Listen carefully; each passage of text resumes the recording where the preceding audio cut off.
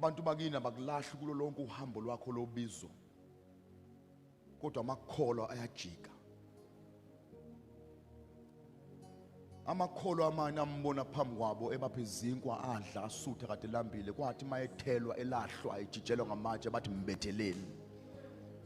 Uma ubizo lakho soluvuthiwe ufuna abantu bakini bonke bazokhonza nawe, bakubuke bakugade, uzwe kwehliswa ngebhokisi bethi ingane yakwethu la.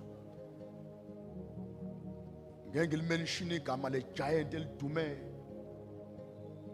isho iKZN yonke, even neJoburg, the great man manje umkhulu la emhlabeni, waba nebandla elikhulu, wasuka iziphepho lacima lonke ibandla, bahamba bonke abantu kade kuyi-mega church.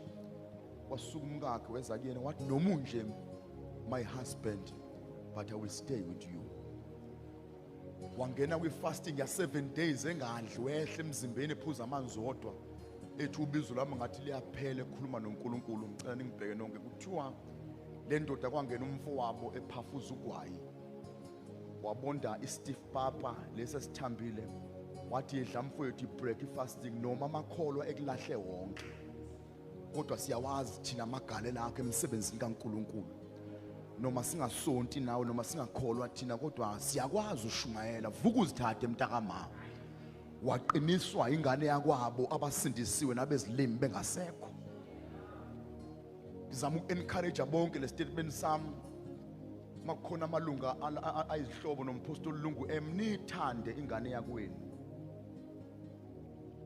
nibe seduze nabo nayo. Kulabe media bathatha iclip bayithumele kumndeni wonke kampostoli Lungu ukuthi noma nganye ngenyanga badrive la besuka khona kude mabengekho eThekwini bazogada ingane yakwabo ize uliqede ubizo.